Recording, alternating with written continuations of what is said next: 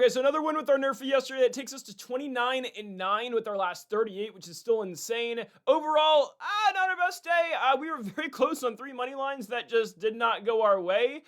Right there with the White Sox and the Tigers. Tigers couldn't score late. Nationals in one of the most frustrating losses of the year, not just because it's the Mets, well, because it was the Mets and the fashion in which the Nationals lost, absurd. And the A's go up 3-0 and lose 5-3 at home against these struggling Rangers. That's just how it goes sometimes. We cashed on the Brewers against the Dodgers, finally got one there. Thank you, Milwaukee, you're not banned. And the Nrfi, of course, like always, cashes. So more best bets today, folks. Before you end the video, make sure to hit that subscribe button down below for some more daily MLB Best Bets here on the channel. According to YouTube's analytics, over half of you guys are not subscribed to the channel, so make sure to do so if you have not yet. It helps the channel a ton if you do 2 things, like and subscribe. I'm also on Greedo Plays MMA this week. A lot of content, UFC Sacramento full card predictions, Fluffy Hernandez versus Gregory Rodriguez. We've got our Contender Series predictions out on Monday, and on Wednesday, our PFL Tampa predictions. So go make sure to check out all of those videos on Greedo Plays MMA again this week. Okay, let's go. First to 5 best bets today from Major League Baseball. We'll kick things off with our first money line play of the day. I understand likely no Louis Varland today for the Toronto Blue Jays. I just don't care. I'm still going to take the Toronto Blue Jays to beat the Yankees, and yes, that means the Blue Jays will be sweeping New York. The Yankees aren't playing good baseball right now, and for the first time in a while, we can say, yes, the Toronto Blue Jays are playing good baseball. It's always a scramble. It's always a mix. Who is going to get that final wild card in the American League? To me, again, we went over this a little bit yesterday. I believe it is firmly down to, I believe it's 100% down to 2 teams right now. I understand currently the Texas Rangers hold the spot at 61-63. Just wait to see wait and see what happens when the Nationals go to Texas in a couple days. We're not going to have that much success, are we? No, I think actually we can still probably sweep the Rangers. Will we be playing that? Probably not, but we'll see. Rangers currently have the final wild card 2 under at 61-63. It's going to come down to the Toronto Blue Jays and the Detroit Tigers. Yes, Detroit has been underwhelming in a huge series right now against the Chicago White Sox, but they, I think, still have a very decent chance. I think Cleveland's got an outside chance as well, but for me, it's Detroit and it's Toronto. It's going to be one of those two. I don't know entirely who it will be just yet, but man, the Blue Jays have been playing some really good baseball recently against the 2 teams that also hold wild card spots, of course, with those Yankees and with the Boston Red Sox, who they just played during the week. I think the Blue Jays are going to sweep the Yankees right now. I really think they're going to. The Yankees are in a weird spot right now. They know where they're going to be in the playoffs. They are not, I know we still have like a month and a half left in the season, but they're likely not overtaking the Tampa Bay Rays, who have lost 2 in a row in their own right, but I just don't see a world where the New York Yankees are overtaking them. The Rays have, 6.5 on them. Probably not going to happen. And maybe the Yankees could give up the 4 seed and, they could fall to 5 and have to go to Boston. I don't think that's going to happen, but it could. But ultimately, the Yankees know they're going to be in the wild card round. And of course, you'd much rather be at home at Yankee Stadium, especially against the Red Sox, than at Fenway Park in Boston. 100% you'd rather be at home in that. But the Yankees are kind of stuck, and I believe what they are kind of waiting for are just their injuries. They're waiting for Cody Bellinger. They're waiting for Aaron Judge. We'll see whenever Giancarlo Stanton comes back. They're waiting for Carlos Rodon, and they're just not hitting that well right now. There are so many problems to this Yankees lineup. Elliot Ramos is a massive problem, by the way, as well. He has been awful as a New York Yankee so far, and the Yankees, of course, have come to Toronto and lost back-to-back games, and they've scored 2 runs in 18 innings. Yesterday, Yankees go up 1-0 in the second inning. They don't score again. Blue Jays ultimately win the contest 4-1. And yes, it will be a backed-up Blue Jays pen today, but ultimately, it does not matter. Dylan Cease is pitching today, so I really don't care how backed up the bullpen is. I need 2 innings out of the pen today, and we'll see who does get those 2 innings because, well, Louis Varland and Tyler Rogers have both pitched on Friday and Saturday. So we're going to be kind of in the slums a little bit with the Blue Jays bullpen today. Maybe probably going to get Spencer Miles, is my guess, is probably going to come out potentially for the save. Mason Fluharty, likely not available either. They're going to need some serious depth out of Dylan Cease, but truthfully, I don't know if there's another pitcher in this league and in baseball in general that I'd rather have to eat up a bunch of innings than Dylan Cease, especially in this specific matchup today against the Yankees, whose bats have absolutely sucked. Okay, Dylan Cease legitimately has a good chance to go 8 innings in this game. I don't want to put CG out there. There's a chance he goes a complete game here, though. There is, right? Friday's game, Blue Jays got bulk out of Shane Bieber. Actually, Varland probably can go. He probably can. We'll see. I think we'll see how the Blue Jays manage this. If I'm the Blue Jays, I'm doing it. I forgot he only threw 4 pitches on Friday. Yesterday, Varland, 14, I think it was? 13 for Varland? That's 17 pitches in 2 days. And yes, it's 3 consecutive games for your closer, but in the position the Blue Jays are currently at, a position that they didn't think they were going to be in, but man, if you win this game, you're fully back in a wild card spot. I think you kind of have to go for it. And yes, it would be pitching Varland 3 times in 3 days, but I mean, he threw 4 pitches on Friday and only 13 pitches yesterday. There's a very good chance, honestly, they pitch him again today. Yeah, I wouldn't say Varland's completely off limits today. There's actually a pretty high chance I think he could go. Rogers 100% off limits. No Rogers. Fluharty only threw 6 as well. Not like Fluharty's some big time guy. He's had a good year, not just not as well as Varland and Tyler Rogers have had. But we'll see Spencer Miles. I think we're gonna get Louis Varland now that I look over this. Dylan Cease giving him at least 7. This screams perfect matchup for the Jays. And this Yankees lineup, boy, are they struggling.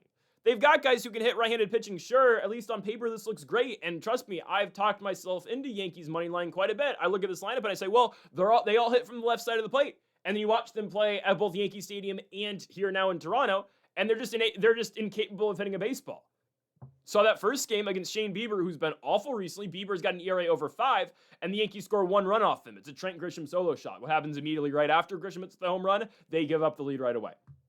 And again, on paper, this is great. Look how many left-handed bats they've got. They got Trent Grisham, they got Ben Rice, they got Spencer Jones, they got Luis Garcia Jr., they got Jazz Chisholm, they got Ryan McMahon, Austin Wells. This is great. The only 2 righties in the lineup are likely going to be Elliot Ramos and George Lombard. That's awesome. They're still not scoring with these guys. And Elliot Ramos, 1 for 19 as a Yankee?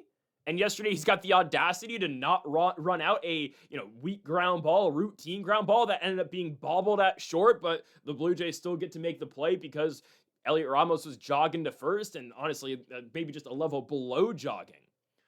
I'm going to go Toronto here, man. They've won 5 of 6 against both the Red Sox and the Yankees, and you look at what they did in series prior. They won 2 of 3 against the Philadelphia Phillies. They're playing good baseball right now. I think that good baseball continues. Yeah, their lineup doesn't look great right now. Vladimir Guerrero out currently on the IL, but it's not like Guerrero was producing much at home anyways. He's been a much better hitter in the United States this year compared to Canada. And this lineup that, again, on paper is not the best, is finding ways. They're finding ways at least to outscore the Yankees.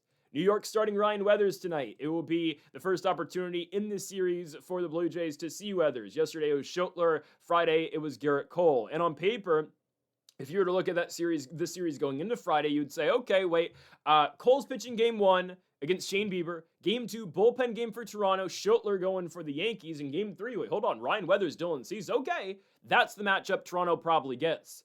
And all of a sudden, you still have that matchup in your back pocket, and yet you've already banked 2 wins. This series could not have gone better for the Toronto Blue Jays, and there's a legitimate chance they sweep, and I would say a very high chance they sweep this series today.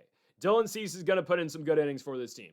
And I will say this goes beyond just this series, right? You look at Cam Schultler yesterday, who I don't think pitched a bad contest for the Yankees. He went 5 innings, gave up 1 run. I think he pitched fairly well.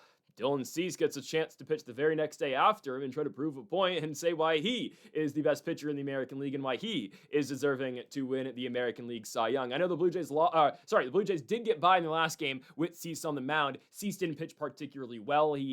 For Cease's standards, gave up 3 runs in 5 innings, but prior to that, they did not win a game against the Chicago Cubs where Cease went 7 shutout. That's a game where, of course, Louis Varland blew his first save of the season, so hopefully that doesn't happen today. But Dylan Cease has just been so great. Best pitcher in the American League, right? If I have one game, I'm trusting Dylan Cease over Schultler personally. He had a 1 ERA in the month of July. So far in August, 2.25, 7 shutout against the Cubs, and of course give up some runs against the Boston Red Sox. I'm really not that concerned here. The Yankees have shown no signs of being a dominant offense, and I don't think Ryan Weathers is particularly bad. I think Weathers is at a pretty productive season. Obviously not the level of a Cam Schultler, but he's been good. I'll say he's been better than Will Warren. Weathers so far in the month of August, 0.77 ERA, but 6 innings of shutout baseball against the Cardinals is great. 5 2/3 of 1-run baseball against the Mariners is great. Bolt starts at home at Yankee Stadium. Weathers has been a little bit better on the road this year, surprisingly. Well, actually not surprisingly considering Yankee Stadium, but I just don't see a world where Weathers outdeals Cease. And looking at the bullpen availability for Toronto, okay, Spencer Miles can get an inning, Louis Varland can get an inning. I know it's a lot out of any general pitcher to say, okay, we need 7 innings out of you. But this is not any other ordinary pitcher in baseball. This is the best pitcher in the American League in Dylan Cease. Yesterday, we trusted in the best pitcher in the National League in Jacob Misiorowski. Today, I'm trusting the best pitcher in the American League, Dylan Cease. I'm going to go Blue Jays money line to kick off the day at -115 to complete the sweep against the Yankees, and for now, get themselves back into wild card position in the American League. Anybody but the Texas Rangers, okay? That's my mindset. Anybody but the Rangers. Do not want to watch that team play postseason baseball, even though I do like Mackenzie Gore a lot. And I guess respect for Gore for sticking through that game yesterday. On to our second best bet of the video. We move on now to our Nrfi today. Okay, the Nrfis just keep on smacking on the channel every single day. We're cashing these for the most part. Again, 29-9 is the record in the last 38. Pretty good if I say so myself. Padres Guardians. The Guardians, the absolute staple of Greedo plays Nrfis on the channel. I don't think there's a team we take more. We had a really long stretch where we continuously took the Tampa Bay Rays, but we've been going to the Guardians quite a bit. I will again tell you my quick spiel on the Guardians. Keep Steven Kwan off first base. He's such a hard out, but if you can keep Kwan off first, we're in a really good spot. Now, again, we've had so many Nrfis where Kwan has led off the game with the single, or Kwan has walked to start the game, and despite that, the Guardians have not been able to bring him in. Best case, though, Steven Kwan, who's been phenomenal in the second half. He's been one of the best hitters in baseball in the second half of the year. He's batting .270 now. If you can keep him off the base paths in the first inning, we're in a really good spot. Yesterday, the Nrfi did not cash between the Guardians and the Padres. Starting pitchers were Wandy Peralta. Of course, the bulk guy yesterday for the Padres was Randy Vasquez, but Peralta was the opener for San Diego, and Joey Cantillo was, of course, the starter for the Guardians. Cantillo gives up one run in the entire game. The Guardians give up one run in the entire game. It's a bases loaded double play ball that Manny Machado hits into. Of course, it does score a run, but the Guardians, of course, more than willing to trade 2 outs for a run at that point in the game. That's the only run Cantillo gives up in the entire contest, and the Guardians give up in the entire contest. Wandy Peralta gives up an RBI double to Joe Adell. He drives in Jose Ramirez, and yes, Steven Kwan was held off the base paths in the first inning yesterday. Let's just hope the Padres are able to keep him off as well in this inning. It is a very familiar matchup for the Guardians today as former Detroit Tigers pitcher and Casey Mize makes the start tonight for San Diego. We took Casey Mize's Nrfi in his last game, or at least the Nrfi with Casey Mize on the mound in his last start. That was against the Milwaukee Brewers. It was Logan Henderson starting for Milwaukee and Mize, of course, going for San Diego, and we had a scoreless first. Hoping for more of that here. Tanner Bybee, record-wise, is one of the worst, again, record pitchers in baseball this year. But, those don't really mean much. I will say Bybee's 4-12 this year. But he's been kind of sucked recently. I just need 3 outs. I know San Diego's been one of the hotter teams in baseball recently. I think Bybee's able to get through this, okay? I will say about Steven Kwan, keep him off the base paths, you're in a great spot. The thing I'll say about San Diego, Fernando Tatis, keep him off of the base paths, and then you're in a really great spot as well. The Padres are adamant on hitting Jake Cronenworth in the 2 spot. I don't know why they're doing that. I get it, you want a lefty there, but Cronen's batting .220 on the year. I get it, you want to split up the lineup a little bit. Maybe you should have thought about buying another left-handed bat at the deadline, or any left-handed bat at the deadline. I would rather Jackson Merrill hit in the 2 spot, but I get it. You want Merrill to drive in runs, but I know runs can be created if nobody's on base. So I don't know about that. For the Nrfi, though, we don't care. We like to see Cronenworth in the 2 spot. Tatis leading off Machado in the 3. Machado's home run or bust. Right? If Machado is going to do anything to hurt the Nrfi, he's going to do that with or without base runners. So you might as well approach that without anybody on for Manny Machado. So I think Bybee's able to get through this. Bybee's last start I know was brutal, and the Guardians have lost 4 in a row with Bybee on the mound. His last outing in Detroit at Comerica Park against the Tigers, Bybee goes 6 1/3, 5 hits, and 6 runs. Not good stuff. Before that, he pitches at home against the New York Metropolitans. 10 Ks in the game for Bybee. That's great. 5 2/3, 4 runs. Again, not a particularly bad start. He only, by the way, 3 of those runs were earned against Bybee back on August the 5th. I think Bybee can get through this first inning. Again, got to get Tatis. From there, Cronenworth, Machado, not the most difficult outs in the world, truth be told. If you get to Ty France, that's difficult. Jackson Merrill's been very hot in the second half of the year. And then you get to Luis Campuzano. But if you get to Campuzano in the 6th spot, we're probably screwed anyways. Flip side, Casey Mize getting the ball tonight for San Diego. We mentioned earlier, it is a familiar matchup, of course, between the Guardians and Casey Mize, of course, with their history in the American League Central. Mize has made 2 starts so far as a member of the San Diego Padres. His first start, awful. It was at Chase Field against the Arizona Diamondbacks. Mize goes 3 1/3 innings, 9 hits, 8 runs. It's really bad. Takes his season ERA from 2.7 up to 3.4. He lowers it a little bit in his second outing with San Diego against the Milwaukee Brewers, 6 innings, 5 hits, and 2 runs. we're hoping for more of that same success here. The matchups, again, we'll see out of Mize. You'll get Steven Kwan in the leadoff spot, right? I mean, I can't say enough good things about Kwan and the turnaround he's had this season. Steven Kwan has had a hit in pretty much every single game since the middle of June. It's one of the most insane turnarounds I've seen. The guy went from batting 195 to now batting 270, and he'll end the season. There's a chance he ends the year batting 295. Probably not. Probably be around 280. But again, this guy went from a 550 OPS now up to a 700 OPS. And of course, Kwan's not a power guy. He's one of the best contact hitters in baseball. He barely strikes out. He's just a guy who puts the ball in play and gets balls down. But I mean, Kwan went from being sat down in some games, batting in the 8 spot, the 9 spot, the 7 spot for the guards, back to his, of course, normal hitting spot, of course, being the leadoff hitter for Cleveland. He gets a hit in every single game pretty much. I think there's been, 2 games in the last month and a half where Kwan hasn't gotten a hit. One against the Cincinnati Reds and then one a couple days ago actually in Detroit against the Tigers. Kwan in the first game of the series goes 1 for 3 against San Diego with 2 walks. Yesterday, Kwan does go 2 for 4 with an RBI in there as well. Kwan doubles in the bottom of the 5th to drive in a run. He's a problem. He's a massive problem. Hopefully a problem, though, that Casey Mize is able to solve. But again, we've been on a lot of Guardians Nrfis this year because their pitching is solid enough and because their bats just aren't great. We have seen a lot of Nrfis, though, this year where Kwan gets on with either a walk or a hit, and the Guardians just kind of leave him there. Hopefully, we won't even have to go through that trouble here. But if Kwan does get on it, then it's up to Chase DeLauder, it's up to Jose Ramirez, it's up to Joe Adell, and potentially Nathaniel Lowe in the 5 spot. And again, there is a run scored for the Guardians yesterday in the first inning. Kwan flies out. Chase DeLauder has a base knock into left field. J-Ram then doubles, but DeLauder gets thrown out at the plate. So with 2 outs, here comes Joe Adell. Adell doubles to score Jose Ramirez, and Nathaniel Lowe, if you care, strikes out right after. So DeLauder can produce. Jose Ramirez, of course, has not been as good this season as we were accustomed to seeing. Of course, Ramirez every single year is in the midst of the MVP race in the American League. This year, it's just not the case for him. It's a very odd down year for J-Ram, who's only batting 235 on the year with a 700 OPS. Ramirez is posting a 2.1 wins above replacement this year. I understand there was an injury involved, but it's been the worst year for J-Ram in a very long time. OPS-wise, it's the worst year he's had since, his 3rd year in the bigs, all the way back in 2015. Just brutal stuff. 716 OPS for Jose. Again, he does have a big hit yesterday, at least to start the game.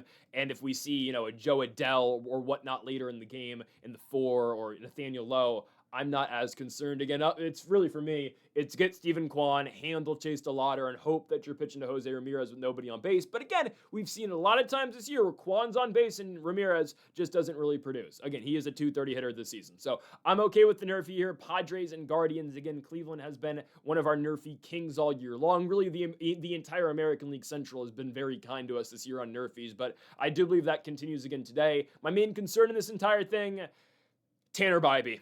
It's Tanner Bybee versus Tatis. I know Tatis, Tatis's, power numbers on the entire season and home run numbers on the entire year haven't been the greatest. He's been hitting the ball very hard recently, though, right? So Tatis been hitting balls, 110 plus exit velo off the bat. That's a concern, but more so it's, okay, Tatis getting on with an extra base knock, and then let's just say Jake Cronenworth rolls over to first base, moves him over, and all Machado has to do is hit a fly out. Which, that's something Machado's been doing a lot this year, and that's what I mean, right? Base is empty, we don't care. If Machado's going to score on you, it's going to be a home run, but you can't have a runner on third because, of course, then a sac fly scores him. I mean, you saw Machado yesterday in the first inning, grounds into a double play with nobody on. With nobody out. So, got to get Tatis to start the game. Got to get Kwan to start the game on both sides. Nrfi between the Padres and Guardians, Mize and Bybee at -130. On to our third best bet of the video. We go to our Washington Nationals best bet of the day. I'm going to take the Nationals team total over of 3.5. Why am I not taking the win? I thought about it, truthfully. I didn't want to take Nationals money line for a third day, even though I will tell you, if you are looking for value, it's there. It's there today. Plus 155 for the Nationals, that's value. It is. What are the odds they get swept in Queens? There's a decent chance, truthfully. The way that they're playing right now, there's a decent chance. If you watch the way Christian Scott's been recently, he has not been particularly great. Jake Irvin's not good either. I'm not going to pretend that Jake Irvin's a really good arm for the Nationals. He's not, right? We got rid of Littell, great. Michaelis is gone. Hate to see you go, Unk, but that's what needed to be had or needed to be done. Jake Irvin is now next. And hopefully DJ Hers, who is going to be rehabbing in Harrisburg AA soon, should be ready to take Irvin's spot in the rotation eventually. Now, the problem is Brad Lord's start yesterday was awful, and Brad Lord's going to get bumped from the rotation. So Irvin's job is pretty much secured for now. Josiah Gray's probably not coming back this year. Connolly Early's not coming back this season. And the Nationals' top pitching prospect in Rochester AAA, Luis Perales, who they traded for Jake Bennett, is now pitching out of the bullpen. That's where he made his last appearance yesterday. So, yeah, it looks like Jake Irvin's spot is secured throughout 2026. Hopefully his spot is replaced, though, in the offseason if Mark Lerner ever decides to open up his pockets. But he'll never open up the checkbook and write. He's a cheapskate. What can I say? Don't get me worked up on that one. I think the team total over, though, is pretty good for the Nationals. Christian Scott's been struggling a little bit in terms of, he's got a 70 ERA in the month of August. I don't think they've been particularly horrible games, and actually the Mets have won both of these games where Christian Scott hasn't pitched particularly well so far this month. We go to August 5th against the Guardians, right? We talked about the game a little bit earlier because Bybee was pitching for Cleveland. He had 10 strikeouts that game. Christian Scott in that one goes 5 innings, 6 hits, and 3 runs, strikes out 7 batters. Against the Braves in Atlanta, he goes 4 innings, 7 hits, and 4 runs, striking out 6 batters as well. So the strikeout's always there for Christian Scott out of Coconut Creek, Florida. Whip's kind of high, walks some batters, gives up some hits, but it's bend don't break really with Christian Scott. 1.3 whip on the year, again with that 3.45 ERA. I think the Nationals might be able to handle him today. Nat's going to go lefty-heavy lineup today. We're going to see C.J. Abrams, of course. You're going to see Abby Ortiz. You'll see the Jose Tenas of the world. Jorbit Vivas. Why does Jorbit Vivas and Nasim Nunez still start for this team? Vivas needs to be DFA'd, and Nunez needs to be Nunez just needs to be a pinch runner, like only a pinch runner. If you watch Nationals Mets yesterday, Nasim Nunez, who barely gets on base, actually got on base yesterday in the 7th inning with an actual hit. Crazy, right? Nats, by the way, are up by 1 at this point. Well, we would find out later that 1 run would be huge. Nasim Nunez gets on with a leadoff single, and he gets picked off at first base. Buddy, your only job is to run the bases and be a half-decent fielder. What happens the very next pitch after Nasim Nunez is picked off? Andrew Pinckney hits a ball down the line in triples, which obviously would have scored Nasim Nunez. Nationals get walked off yesterday. And again, butterfly effect, everything goes differently. Nationals bullpen, of course, blows it because why wouldn't they? I'll get to that in a second here. That 1 run could have changed the game. Easily could have changed the game. But yesterday, the Nationals, they do lose yesterday. 5-4, disgusting. They have scored the most runs in baseball this year. Despite scoring the most runs in the sport, they've scored the least amount of runs in baseball in the 7th through 9th innings. I don't understand this team sometimes. They don't make sense. Brad Lord sucked ass yesterday. He got taken out of the game in the 1st inning. But how about Will Dion? Will Dion gets 7 strikeouts, pitches 4 1/3 out of the bullpen. He was in the Foster Griffin trade we got from Cleveland. He was phenomenal. And then Tom Cosgrove immediately comes in and pisses down his leg, and Carson Bench goes yard on him. Regardless, Nats are up 4-3 going into the bottom of the 9th. Ribalta gets an inning. Beater gets an inning. Bend don't break. Brady House hits a 3-run shot. We're all great. Okay, awesome. Chaparro goes yard as well earlier in the game. Bottom of the 9th, Giovanni Cruz is coming out for the save for the Nationals. Who we got from the Yankees, I think his stuff's still pretty good, but we traded him for Luis Garcia Jr., and well, it doesn't go well for Giovanni Cruz. The guy throws 101 to up to 102 miles an hour. That's where he sits with his fastball. He threw 18 straight sliders. He threw a first pitch fastball he missed, and they called nothing but sliders after. Simon Matthews, the pitching coach, was calling the pitches too. So this was not a Harry Ford thing. This was not a Giovanni Cruz thing. Purely out of the dugout, they're calling slider, slider, slider, slider, slider, slider, slider, slider, slider. What are we doing? I understand their only other option was Trevor Williams. I'm not joking. I think I'd rather have Trevor Williams in that spot. No, I wouldn't have. No, I can't lie to you. I think I'd rather take Giovanni Cruz. Hindsight's, 2020. Giovanni Cruz probably was the best option there because they already used Beater, they already used Ribalta. But my goodness, what was that 9th inning? Nationals lose 5-4. That sums up the entire year. They had him. They were who we thought they were, and we let him off the hook. Absurd, disgusting. I was sick to my stomach. And I'm still sick to my stomach. That game ended 10 hours ago from when I'm recording this. 7 hours ago from when I'm recording this video. 8 hours ago. And I'm still sick to my stomach. Disgusting. So I don't think the Nationals... I think the Nationals actually might win today, but I'm not taking the money line. I don't trust Jake Irvin, 5.79 ERA on the season. He's been hit badly in his last couple of games, but the Nationals, they seem to kind of score a lot of runs for Jake Irvin, which maybe happens here. I will say Jake Irvin has pitched the Mets pretty well throughout his career, so if you care about that, like he's He's done fairly well against the Metropolitans for the most part. Like, I remember last year to start in Queens at the very end of the year and pitched really well. It's the game where Jacob Young had that catch that they kicked off his foot and ended up in his glove. Irvin had to start in the 4th of July a couple years ago. That was really good against the Metropolitans. He's been pretty decent against this team his entire career. It's been one of the teams that he's been good against. I don't have much confidence in him. Christian Scott has given up 4 runs 2 starts ago, 3 runs in the start prior. I'm hoping the Nats can jump on him. And again, we only need 4 runs tonight out of the Nationals.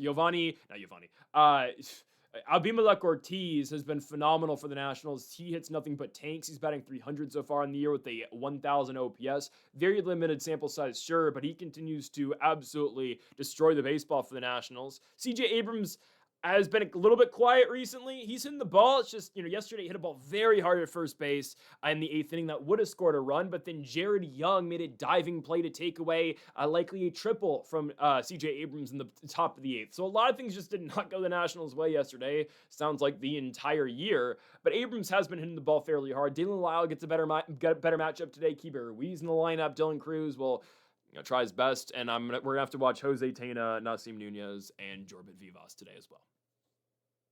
Actually, no, we're probably gonna only have to see 2 of them. No, they'll probably play Tena in left. Oh my goodness. I think they score 4 though. I do think they score 4 on the Mets. The Mets bullpen isn't good, but the problem is, right, the Nationals don't score late in games, right? I said it before, I'll say it again. The Nationals have scored the least amount of runs in baseball in the 7th through 9th innings this year, but they still have the most runs in total in baseball this season. It doesn't make sense, but they are a 1st through 6th inning team. They are the only team in Major League Baseball this year to not win via a walk-off. And every team can walk games off but the Nationals. Look at the Mets yesterday. Mets bullpen isn't good, but the Nationals just won't be able to take advantage because their bats are not clutch. And they have given up on the year, 100%. I mean, that was, the team kind of gave up when they traded Garcia and traded Curtis Mead. And, the whole, I guess the entire season, or I guess the ownership makes it clear every single year they're not trying to win baseball games. They make it very clear that, okay, it's not this season. We've scored the most runs in baseball this year. We've stolen the most bases and hit the most home runs, but it's not this year. This year is not the year. It's never the year. I'm so sick of Mark Lerner. Sell the team. Nobody likes you in DC. We all want you gone. We all hate you, Mark. Whatever. Give me Nationals team total over on 3.5. I legitimately think they can win this game. Is the bullpen a little bit of a problem today? Maybe, but Ribalta can go again. Beater can go again. Trevor Williams will be a bulk innings eater today. He's actually been a very good Chad innings eater this season. So Trevor Williams will be there to back up Irvin when needed. And Irvin, again, historically has pitched well against the Metropolitans. But with all that being said, I'm just going to trust the bats today. I know trusting the Nationals bats is a little bit of a scary proposition because they don't score late in games. But we should be fine. They have 6 innings to score. I think they can score 4 in the first 6 innings. You know what? I could have gone first 5 today, but they score a lot of runs in the 6th inning. Like, I have thought about that going first 5 for the Nationals. They're really good in the 6th inning, though. The 6th inning, like we saw yesterday, they're really great in the 6th. It's the 7th where they completely fall apart. So it's not worth it to go first 5 in the Nationals. Again, that 6th inning usually very good to them. Nats team total over 3.5 at -105. On to our 4th best bet of the video. Let's go to another money line play. It's the Toilet Bowl in Anaheim, California, between the Los Angeles Angels of Anaheim and the Kansas City Royals. Yesterday, we hinted at it very slightly that we would be taking the Royals if it was anywhere near playable money. It is. It's at -120 for Kansas City today. Noah Cameron's the starting pitcher for the Royals. Ryan Johnson is the starting pitcher for the Angels. This is the end of a very long West Coast trip for the Royals. It's only been 6 days, but still. They went to Los Angeles to play the Dodgers. They got swept. They were leading in all 3 of those games, by the way, but they got swept. And now here they are for the 3rd of 3 games against the Los Angeles Angels of Anaheim. Yesterday, a 1-0 loss for the Royals. Nolan Shawnuel with a go-ahead RBI single in the bottom of the 8th. And, of course, it's a victorious game for the Royals on Friday against the Angels, 7-6. I do think KC is going to take the series here. This is almost a perfect pitching matchup for them. Noah Cameron on the season, yes, is a 4.45 ERA. He's been so much better in the last 8 starts. He's been really good recently. 7 starts. He's been really good. Posted a 3.6 ERA in the month of July. But how did he end the month? 7 innings of shutout baseball against the Detroit Tigers. 8 innings of shutout baseball against the Minnesota Twins. Then 8 innings of 1-run baseball against the Twins. And he gave up 4 runs against the Dodgers in 6 innings. Don't care. That's not a bad look for Noah Cameron, only giving up 4 runs in 6 innings in Chavez Ravine in Los Angeles, California. I'm okay with that. So now Noah Cameron gets to start against the Angels. I think it's a good spot. The Angels have surprisingly won 4 of 5, but 3 of those games are against the awful Texas Rangers. What does that make the A's? It makes them dog shit. I don't know what you want me to say. Yesterday, Angels, though, win 1-0 over Kansas City. Reed Detmers is really good. Reed Detmers is great. He's the new ace in town, obviously, in Anaheim. 8 innings of shutout baseball for Reed Detmers with 11 strikeouts. Randy Dobnak continues to pitch well, though. How about Randy Dobnak? ERA is 1.73 on the season for Dobnak. There's a reason we stop fading Dobnak all the time, because he's actually pitching fairly well. It's Nate Pearson, though, who gives up the run in the bottom of the 8th for the Royals against a Nolan Shawnuel single to drive in Jose Siri. Royals only had 2 hits yesterday. Those were Jack Caglione and Michael Massey. Hopefully we get a little bit more production today, and well, they should, and we'll talk about the Angels starting pitcher here in a minute. Los Angeles had 6 hits, 3 of those were Nolan Shawnuel. He went 3 for 3. Trout had 1, and Adam Frazier Adam Frazier had 2? Really? Okay. I was not watching this game live. I was keeping track of the A's game, and of course we were watching UFC and Islam Makhachev just, lay on, or sorry, not even lay on Ian Machado Gary. And I hate Ian Machado Gary, but, he's just pushing him back up against the fence and holding him because it's what the Dagestanis do. Anyways, I like the Royals here. Okay, I know Noah Cameron. Let's look at the Savant pages because these matter. I know the Savant page doesn't look good for Noah Cameron. Oh, it's all blue. Again, look at the last couple starts. Look how he's pitched from July onwards. I know the start. I know the start against the Orioles is very bad, and the Padres start is bad too. But really, let's just look at these last 4 outings. ERA drops from 5.27 down to 4.45. Some pretty good numbers for Noah Cameron recently. Yes, the Savant page doesn't look very good. Expected ERA is 4.41. I get it. All the blue sucks ass. He's been decent recently. There's no saving grace for Ryan Johnson. I mean, Ryan Johnson's 6.71 ERA, 1.56 whip. He's had like 2 good starts in his entire career. He doesn't go deep into games. I was at his best career start against the Baltimore Orioles where he had a no-hitter going into the 6th inning in that game. He hasn't been very good though. I mean, you look at Ryan Johnson, 5.54 expected ERA on the season, 262 expected batting average against. Not good stuff for Ryan Johnson. And yeah, is the Royals lineup good? It's not, but there are some lefties who can get you. Carter Jensen hits the ball very hard. Now, it is sometimes difficult for Carter Jensen to make contact, but when he does, okay, the ball goes pretty far. Jack Caglione's legit. We know how good Jack Cat can be, and is. Bobby Witt Jr. is a good player. Salvi, Unk can give you something some nights. That's one way of putting it. I just think Noah Cameron's going to be able to outpitch Ryan Johnson, and I know both bullpens aren't that good at all. The Royals are trotting out Craig Kimbrell right now. The Angels bullpen is better than it was at one point of the year. Ben Joyce is throwing again. Joyce pitched yesterday. Doubt Joyce gets to go again today. Jones's velo is certainly down since the Tommy John injury. But hey, Kimbrell's gotten 5 outs for this team. 7 outs for this team, not giving up a run just yet. Hey. Craig Kimbrell, his baseball reference page just keeps on growing and growing with how many, jersey and numbers he's got on there. I think the Royals take this one. Angels lineup, Moises Ballesteros had a hot start to his Angels career in Baltimore, was it? They were playing the Orioles. Hasn't been good recently. Mo Ball is batting 140 now as a member of the Angels. Wade Meckler's a problem. He gets on base all the time. Mike Trout's Mike Trout. Sean Wells been hitting pretty well. Zach Neto, man. Zach Neto's awful. I'm sorry. Every time I watch Zach Neto, holy crap. I understand. He's like one of those guys like Carter Jensen. Oh, he makes contact. The ball goes really far. The fact the Angels were commanding Franklin Arias for this guy is just so absurd to me. His expected batting average is in one of the lowest percentiles in baseball at 198. It's a miracle he's batting 223.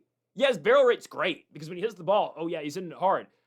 Look at the chase rate. Look at the whiff rate. Look at the K rate. It's awful. You throw Zach Neto if you have a right-handed pitcher against Zach Neto, you throw him a ball in the dirt, you throw him anything off speed, he's chasing. You throw that, you bounce it out, you bounce a curveball on home plate, Zach Neto's swinging. If you give him one in the zone, you give him a fastball, oh, he's going to hit it. But he cannot hit off speed, and I don't know how the Angels were asking for Franklin Arias for this guy. And I don't know why the Angels didn't just bite on anything. Right? I don't know who they could have gotten, but if you could have gotten anywhere near a top 100 prospect for Zach Neto, I would have done it. It's crazy that, they try to put him in the same, realm as CJ Abrams. Like, the the price for Abrams and Neto is relatively the same. Look at Abrams' numbers. Look at the metrics. I get it. Oh, his chase rate's not great, but it's not even close to Neto. Neto's been awful this year.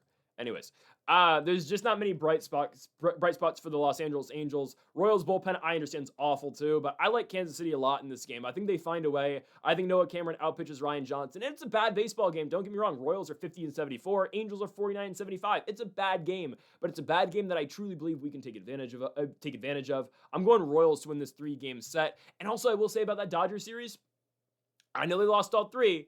Their bullpen let them down in all of those games. Those Royals bats came up with some clutch hits. Kyle Isbell's hitting 2-run bombs to tie the game in Los Angeles. Their bats were kind of keeping them alive. I understand they scored 0 yesterday, but there is a bounce back that is, due for them tonight, and I do believe they get exactly that. The Royals have been playing okay on this road trip, and I do believe they come out of it with at least a 2-4 trip and at least a series victory in Anaheim, California against the Los Angeles Angels of Anaheim. Moving on to our final best bet of the video, we move on again to Sunday Night Baseball, Mariners and Astros. I know what you may be thinking real quickly. Why are we not talking about Paul Skeens? I promised it yesterday. Well, Paul Skeens isn't pitching again right now, or just pitching in general right now. Today, my goodness.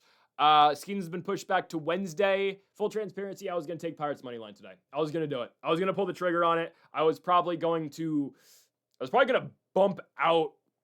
I don't know what I would have done, honestly. Probably just going to bump out the Blue Jays. I was going to take Paul Skeens today. I was going to go on a whole spiel about how the advanced metrics are showing really good stuff out of Skeens. He's been super unlucky. I'll save that entire speech for Wednesday, but just putting that out there, I don't like the Pirates anymore today, though. Anyways, Sunday night, hey, it's the Bryan Woo Equation, and I'm glad, I'm glad Skeens is no longer on the same start day as Bryan Woo. Because some days we've had to choose on one Bryan Woo or Paul Skeens. And now, I will say, it's probably for the better we've skipped on a lot of Paul Skeens. Because Skeens hasn't been very good. And I have not taken Paul Skeens in a while. Maybe Wednesday we'll change that. They're playing the Tigers on Wednesday. Who's Paul Skeens pitching against on Wednesday? He's pitching against Jackson Jobe early game? We will be back with Paul Skeens on Wednesday. Don't you worry. I think he can beat Jackson Jobe. I think he can outpitch Jackson Jobe. It's the Bryan Woo day, though. Bryan Woo Equation. It's never failed us. It seriously hasn't. I understand Bryan Woo was very good in his last outing against the Yankees. That loss was not on him, but they still lost. Bryan Woo went 5 shutout innings against the Yankees. Bryan Woo's gone 12 consecutive scoreless innings. Awesome. They still lost on the road. His last start at home, he was great. They won. In Los Angeles, L. In Texas, L. At home against the Giants, win. On the road in Miami, L. At home against the Angels, win. Road in Pittsburgh, L. At home against the Orioles, win. In Baltimore, L. In Detroit, L. Home against the Diamondbacks, win. In Kansas City, L. At home against the White Sox, win. I'm all the way back in May now. It's unbelievable, the pattern with Bryan Woo. It hasn't failed us yet. We're going to do it again. The Bryan Woo Equation we've gone to now, what is it? 1, 2, 3, 4, 5, 6, 7. It's been 8 consecutive starts with Bryan Woo. I have not missed a single Bryan Woo start. 8 in a row. We've taken either when the Mariners are at home, Bryan Woo's pitching in Seattle, we take them. When they're on the road, we automatically fade. It has not failed us in 8 consecutive games. I'll be damned if it fails us here on Sunday night where the lights are the brightest. This guy doesn't pitch on the road. Now he's pitching on a standalone Sunday night game. And yeah, was he great against the Yankees? 100%. But that's where we really put the Bryan Woo Equation to the test. Bryan Woo historically has pitched phenomenally well against the Yankees. Bryan Woo against current Yankees hitters, I think it's like a 170, 150 opponent's batting average against Woo. And he continues to go on that trend. He pitched really well in New York. Mariners still lost. And the Bryan Woo Equation isn't just specifically with Woo. It's also with those relievers. Their bullpen doesn't pitch well on the road. That's a proven thing. And their bats suck wherever. And on top of that, Hunter Brown's pitching for the Astros. Was his last start in San Francisco awful and a game the Astros should have won on paper? Absolutely. And Hunter Brown's just been mid this month, 5 ERA. He was on a 5 ERA in July as well. He's been a little brutal recently. Okay, I get it. It's the Mariners. It's the Seattle Mariners. Mariners scored 10 runs yesterday. You know what that means? Serious regression. The biggest regression imaginable. They scored 10 runs yesterday. They scored 7 the game before. 17 runs for the Mariners in 2 days. You know what that means? They're not scoring anything tonight. Bryan Woo's on the mound. They're not going to get him any run support. Hunter Brown's going. They're going to struggle. Hell no. That's just how this team operates. These are fake stats yesterday. O'Donovan goes 3 for 5. Awesome. Canzone 2 for 5. J-Rod 2 for 5. Naylor 2 for 5. Cole Young 3 for 5. Robles, my guy. World Series champion 2019, Victor Robles. Awesome. That doesn't matter. They don't do it on back-to-back games. They don't. Stroh's lineup is significantly better. We know it is. Jeremy Pena, Yordan Alvarez, Isaac Paredes, Altuve, Christian Walker. They've got better bats as a whole. Houston, there's a reason they're in first place in the American League West. They're still holding on. Astros have a 2-game lead currently over the Texas Rangers. Rangers win yesterday. Of course, Astros lose. Mariners still not out of it. Mariners 5 games out of the division and 3 games out of the wild card.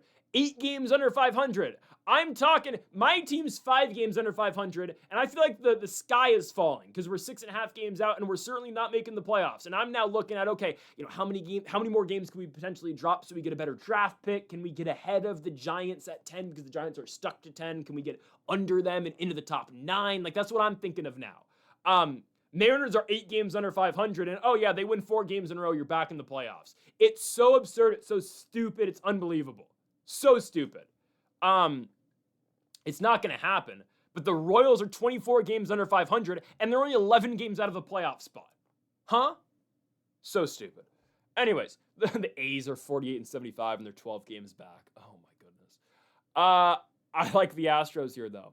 The Mariners have used up their runs. They have. This is a thing. I've watched too many Mariners games over the last 5 years of my life, 4 years of my life. I've watched too many Seattle Mariners games.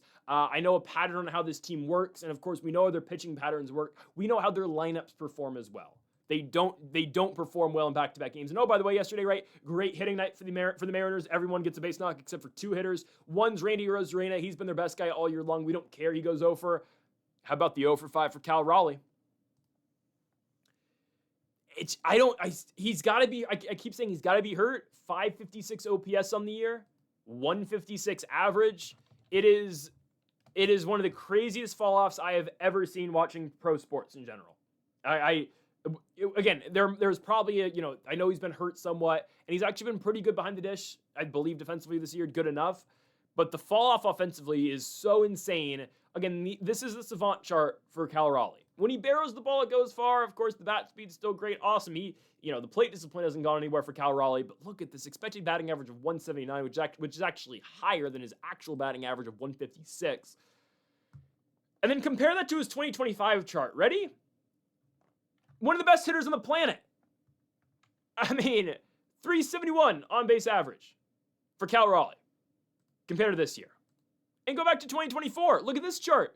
I mean, like, even his 2023 year is better. 2022 is great. 21 is first season, not enough data. But I mean, my goodness, you go from this to this. Okay. 24, he's really good. 25, MVP conversation. Maybe could have won it over Judge, whatever. I'm fine with Judge getting it. And now this season, he's one of the worst qualified hitters, if not the worst qualified hitter in all of Major League Baseball.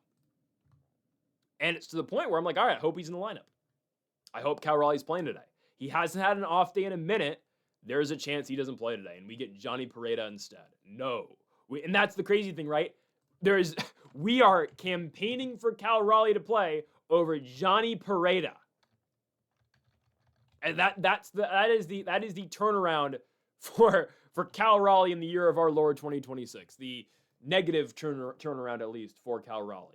Astros lineup, I think, continues to produce, right? I mean, I'm not scared of a due regression from the Astros. Oh, they scored 10 runs in game 1. They scored 5 runs in game 2. I'm not scared of a regression for this team because they hit regardless, right? They're not a team that, for better or for worse, they use up their runs in one game. And that's what the Mariners have done at times. We talked about that in the Yankee series, right? They scored 5 runs in one game. We said, okay, that's it. They don't score. They're not going to score for the rest of the series. And in the final game of the series, they scored 1 run and still are able to win.